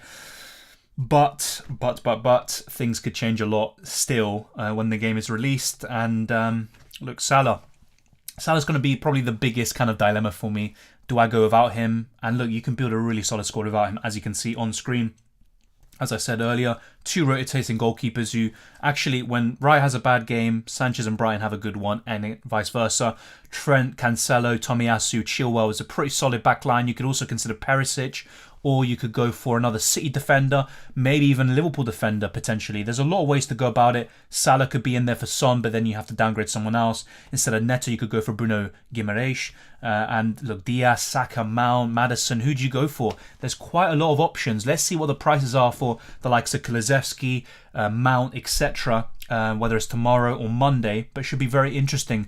And I might go for Haaland from day one, really. It's between him and Kane in terms of premium forwards for me, especially if Ronaldo ends up leaving Man United. But let me know what you think of this draft. Let's go through your questions as well. Do you think Vardy will have a price decrease? He's another one, to be fair, that I'm considering. But yes, I think he's going to be 10 million or 10.5. I don't see him going up, but let's think about it. Didn't he score 15 goals? I'm going to double check that for you, by the way. We'll go now, actually. We'll go to Vardy now. We'll talk about him. Let's go to the stats section here. So bear with me for a second. This is FF stuff, by the way. Check out the website. The link is in the description below, I believe. If it's not, then I'll put it after. But yeah, he scored 15 goals and got 3 assists in 25 appearances. So look, still a really healthy return. I don't think there's going to be a significant price decrease. If there is, probably just by 0.5 million. I can see him easily being 10 or 10.5 once again. And he's worth it. The main concern with him is injuries and fitness, just like James Maddison. If they stay fit, I could see Leicester having a really good season once again and, just competing, which is the main thing. So yeah, I think if you ask me, Karaki, I think he's going to stay the same. And that would be fair because he didn't play too much, but he also did really well when he actually got games. Thinking to go with 5 premium players, recommend 2. Salah, Trent and Haaland are fixed. I would probably say Son if you can afford it, and I would go for Cancelo. If not, if you don't go for Cancelo, you can go for Robertson. That is the way I'd go about it. Welcome, Jeff Johns. Good to see you once again. And yeah, sure, you can put your draft in and we can review it. We've been doing that a bit throughout the stream as well. Leicester's first 4 fixtures are so hot and cold, exactly. But even the fixtures which are quite tough. So Brentford, I'd say, is quite a difficult game as well. I could see it being high scoring. Arsenal, Leicester could do well in that game. Although last season at the Emirates and also at home, they struggled a lot. Southampton at home for me is a great fixture. Chelsea away, a bit tougher. Man United at home, though. Look, in my opinion, those are 3 good games from an attacking point of view for Leicester. Whether it's Man United or Arsenal, depending on which side turns up, really, because both of them are quite Jekyll and Hyde, really. But, yes, I think Leicester could still have a good start to the season, despite, as you say, kind of a up and down start. But yeah, Vardy and Maddison for me are the main ones I'm considering. I'm not a big fan of Leicester defence, so it's really the attackers, and Maddison probably offers the best value for money. Okay, so you got Ryan Sanchez. I've got something very similar as well, so let me just show you what I have on the screen. So yeah, I'd probably go for... I like that goalkeeper pairing, basically. So yeah, just let me know what the rest of your team is and we can go through it quite quickly. But we are going to wrap up the stream fairly soon. We've gone for everything we needed to today. And we'll probably do this every single day whilst there are price reveals. And I think there will be 5, if I'm not mistaken. There'll probably be 5 tomorrow and 5 on Monday. Yeah, on Monday. And then the game could release maybe on Monday or just later on in the week. Raya and 4 million defender. Trent, Tomiyasu, Walker, White, 4 million defender. Yeah, that looks pretty good, to be fair. I'm guessing you mean goalkeeper for the first one, Gossip one. But yeah, that looks good. I'm not too convinced with Walker, especially if Cucurella signs. If he doesn't, then yeah, Walker at 5 million is a really good price. But I honestly think City will sign another defender, probably Cucurella, and Walker will get less minutes as a result. White as well. Look, he's a good option, but keep an eye on Saliba coming back. And I probably wouldn't recommend 2 Arsenal defenders personally. I think one's enough. You could maybe go for Johnny from Wolves, or you could go for another 4.5 million defender. Will you keep Cucurella if you go City? To be honest, that's why I have him. I think he's going to go City, and it's a good way into their defence. However, just as I said, let me get the name up, to Gossip One, Cucurella isn't going to be a nailed-on starter, I think, because Walker's still going to get minutes. Cancelo will then be shifted to the left, and then sometimes Cucurella will be benched, and Cancelo can fill in for him, or even Zinchenko should he stay. So, yeah, no, Cucurella's a good option, but he's not going to be nailed on, to be honest. So I might not even have him in the end, but I think he's going to go City. It's not bad, but I wouldn't double up on Arsenal defence. They didn't keep a clean sheet from game week 31 to 38. I think one's enough, and it's either Ramsdale, or you can go for White or Tomiyasu in defence, maybe even Tierney. But honestly, I probably would just go for one. Thank you, FPL Eagle Eyes, as well. Welcome, Martin. Thank you very much, and it's good to see you here once again, mate.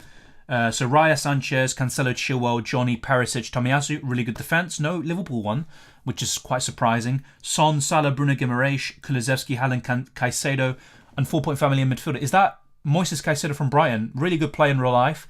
Not too sure about him as an FPL option. And if so, you could consider Elanga, for example, at 5 million. But yeah, I like the team overall. In terms of... Wait, did I say Bruno? No, I didn't say Bruno. I said Elanga. Yeah, that's all fine.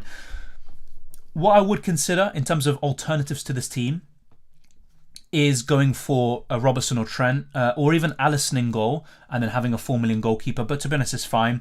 I like your midfield, to be fair. But you've also got the likes of Maddison, Saka, Mason Mount, etc. that you could go for instead of Kulusevski. But really good team. I do like it. And yeah, because you already have Son, I think maybe I would diversify a bit and maybe go for Diaz instead of Kulusevski, although you do have Salah already. It's a really good draft, to be honest, Jeff. But yeah. Elanga, will he start? Not necessarily. It's just as an FPL option, if he does get starts, I prefer him over Caicedo because I think he'll get more attacking returns. It's very early on, but I think United will sign a winger or another forward at least, especially if Ronaldo leaves. And Antony is at the forefront of Ten Hag's plans. Obviously, he worked with him under Ajax. And I think Sancho will be the main starter there. Could be Rashford as well on the left, or maybe even as a striker, which could be very interesting. If Ronaldo leaves and, United are still looking for another striker or winger in the first month of the Premier League, it could be a case of Elanga starting with Sancho and Rashford as the front three. But ultimately, I think United will sign someone and Elanga won't be a main starter as a result. Just as a 5 million option, I think he's someone worth considering, basically, over Caicedo. And yeah, look, it's a really solid draft overall, by the way. It's a really good team. I would just consider something else. Are you a Spurs fan, by the way? You do have a triple up in them, so I'm just wondering about that. But yeah, Brighton, yeah, he's a good player. It's just I'm not too sure about him as an FPL option just now. He's giving a lot of defensive responsibilities, and now with Bissouma going to Spurs, I think Caicedo unfortunately won't have the shackles released like they are with Ecuador. And look, like I say, he's a very interesting player, but as an FPL option, not too sure. Fair enough. Yeah, Martin, to be honest, that could be the way to go. I think it's actually a choice, though. In last season and the season before that, it's always just Salah, and I don't really think about it because Salah's that good, and there's not enough of an option and value in the others to really consider going without him. But this season, I think there's a genuine conversation to be had about it. Oh, I'm a Chelsea fan. I think they'll do well, sadly. Yeah, hopefully they don't, but to be honest, if they do, you just have to say fair play. They've got a great manager, they've got great players, and they're doing some good business. So, yeah, let's wait and see. I think Spurs will finish, look, very early season prediction, I think they'll finish 3rd or 4th. I've seen some people think they're going to go for the title. You never know, but I still think there's a huge gap between Liverpool and City with the rest. But let's wait and see. So, yeah, Martin, specifically, you say, so you'd rather have, rather than Son and Diaz, you prefer selling a cheaper player. We'll test that now. Because, like I said, you could be onto something there. So, let's see. Salah, and instead of Diaz, we have a 6.5 million option. Who do we go for? Wilson, as much as I bigged them up recently, I'm not too sure about that. And to be honest, look, maybe Cucurella isn't the way to go. I could go for a cheaper defender instead. I could go for Johnny, for example, or I could go for Gay or Mitchell or someone else at 4.5, and that gives me a bit more. But yeah, I mean, look, you could be onto something here, like I said. And I think I will go for Salah in the end, but I am considering going without him, basically. It's going to be a really interesting one. I'll make more videos and talk about this more in detail with some for and against arguments, basically. Do you think Nunez, Jota, Diaz and Firmino will rotate? Firmino, the forgotten man, I completely forgot about him. The way I see it is that Diaz will be the main left winger, Nunez will be the main striker, and Salah is obviously the main right winger.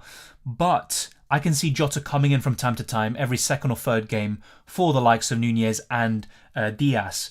And if not, he can also play in the other competitions. Ain't no way on earth Spurs are winning the title. Look, stranger things have happened, to be fair. But I think City, with Haaland as well, just think about it. City signing a clinical finisher, and I think they're going to go to the next level, City. Look, Spurs could finish 2nd or 3rd, who knows? But I still think Liverpool are a better team. And Chelsea are quite similar in terms of level. Yeah, you're right about Son, but Salah has penalties. Yeah, true. Look, there's the thing though. You can also look at it from the perspective that despite how good Salah was in the first half of the season, Son was only like 9 points behind him in the end in terms of FPL points scored. Let me actually double check that. I don't want to give you the wrong information, although it doesn't really matter.